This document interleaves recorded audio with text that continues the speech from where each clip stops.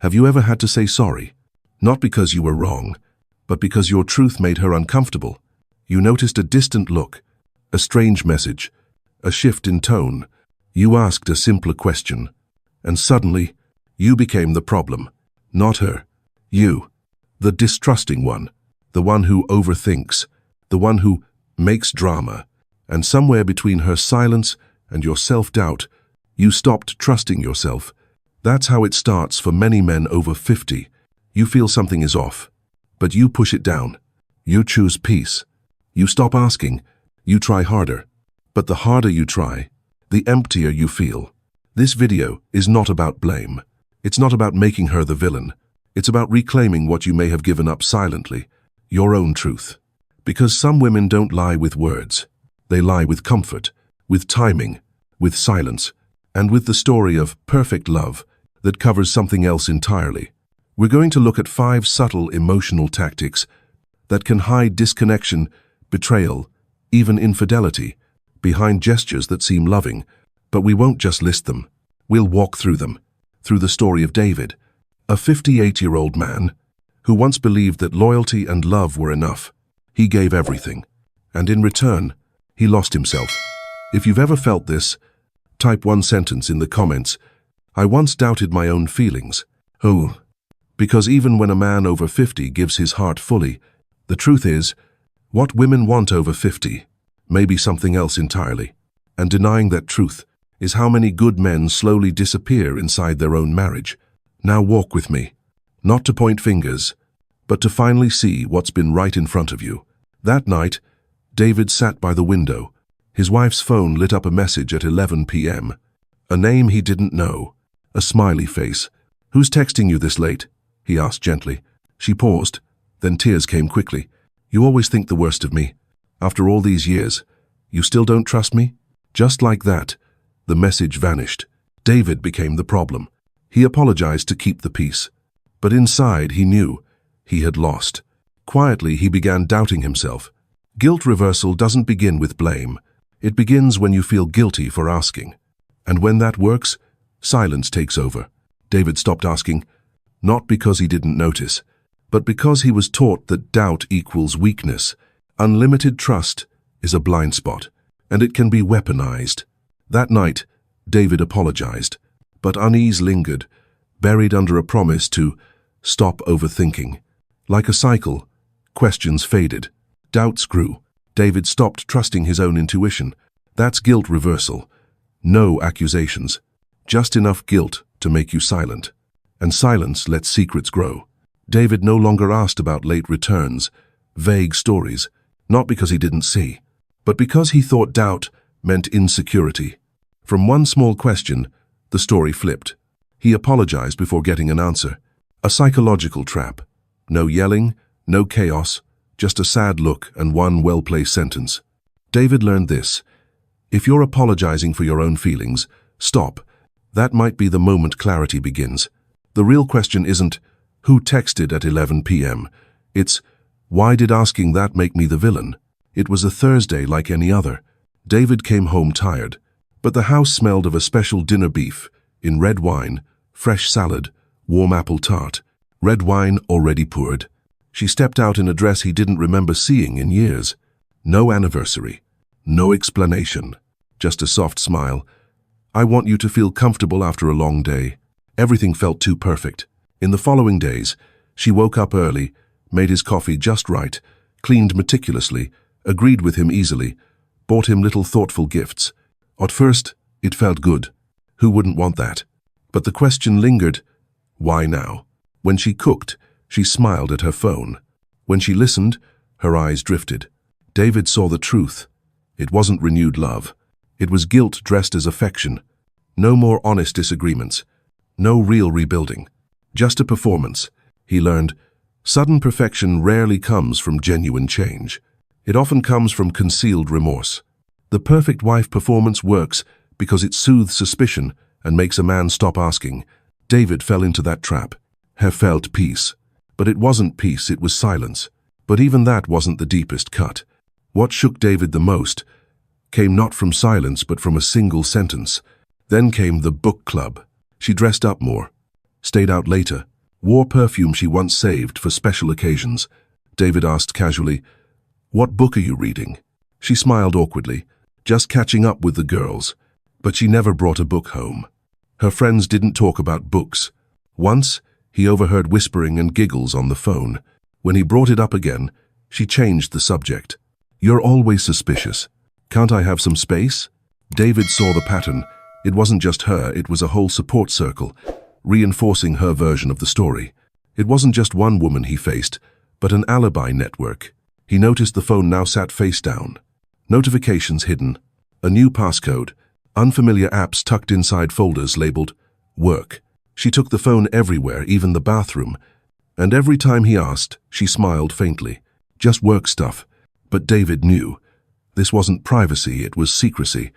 And what scared him most wasn't the secrets. It was that he no longer had the right to ask. Each question now made him seem jealous, controlling, paranoid. It was no longer one-on-one manipulation. It was a gaslighting system. Even if he kept asking, her answers would mean nothing. Because what he needed wasn't words. It was safety, openness, respect. Looking back, the book club, the turned-over phone, the guarded body language, David saw it clearly. He wasn't a partner anymore. Just a tolerated guest allowed to stay, so long as he didn't ask real questions. The most dangerous part wasn't betrayal. It was the web built around it. A web dressed as freedom, but designed to silence the truth. David remembered that night vividly, just the two of them in the room, and an unfinished dinner on the table.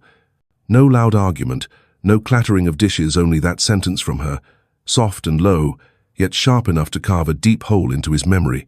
"You never really understood me." It sounded like a sigh, but it carried the weight of an indictment against their 15-year marriage. David was stunned. Images immediately rushed through his mind. The vacations they'd taken together, the cold nights when she lay curled up in his arms, the stories they shared after work, even the time he left work halfway through just to take her to the doctor when she had the flu. How could all of that become not understanding? David had always believed that their love was proof of his effort to listen, to be present, to be patient and kind. But in just one sentence, she erased it all. "You never really understood me." It wasn't just a complaint, it was her way of rewriting the past.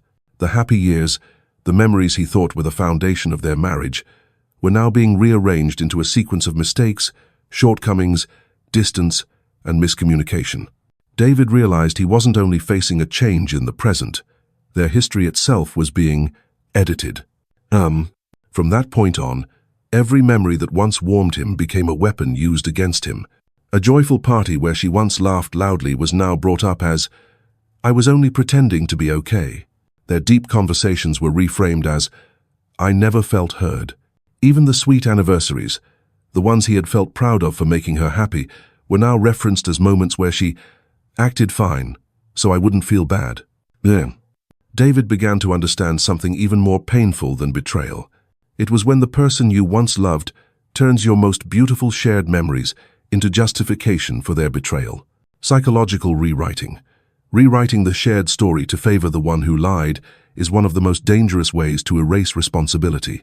When every part of the past is redefined, a man like David gradually loses the last thing he had left, his own memory. Every time David recalled a beautiful moment, she would paint over it with a different hue. Even when he said, "I remember that rainy night when you cried because you were touched. I walked through the rain just to get you flowers," she would sigh and say, "You don't get it. That night I cried because I felt lonely, not because of the flowers." Each story, each memory David had cherished as a part of his heart, was now being dismantled and reconstructed, and all of it led to a single conclusion, that she had a reason to feel misunderstood, and therefore she was justified in seeking empathy somewhere else.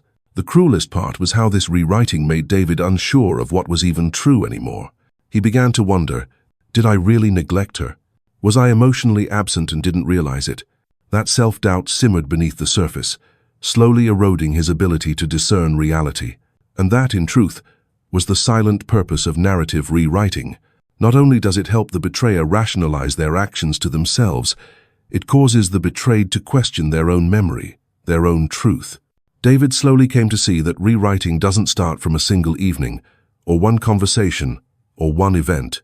It is a series of quiet reminders, Small, altered details repeated just enough times that the new story gradually replaces the real memory. In the end, David didn't just lose trust in her. He lost trust in his own emotions, his intuition, his memory. And when that happened, he understood. What had been taken from him wasn't just the present or the future, but also the past. The years he once cherished had now been bent into a chain of mistakes that belonged only to him.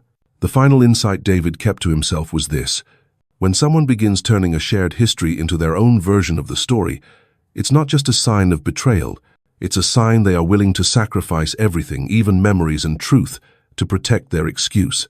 And the sadder truth is this: rewriting history isn't just meant to cover up current betrayal, it prepares the mind for a future in which the betrayer can leave without guilt, because in the new story they tell themselves they were never happy, never understood, never truly belonged in the first place.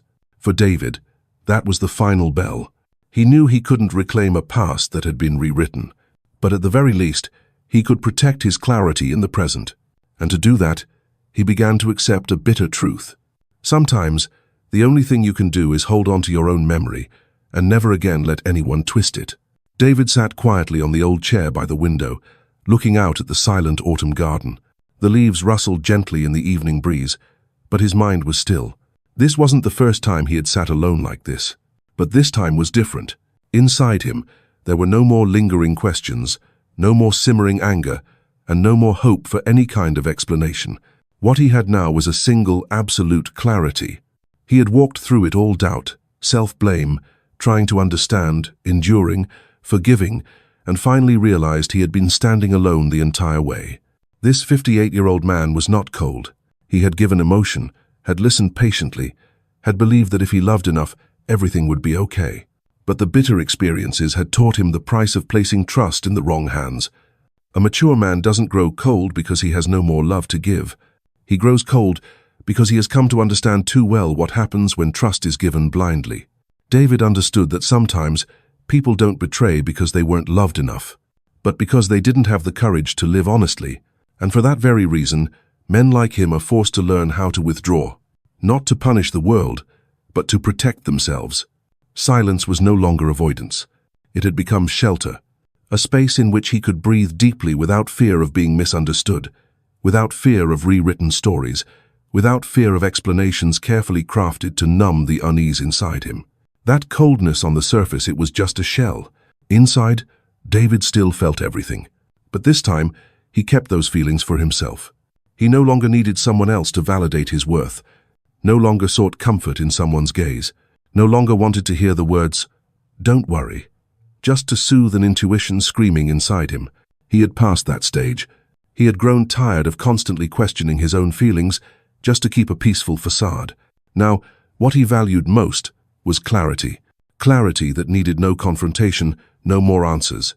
Just silence, a clear view of reality, and the courage to move forward.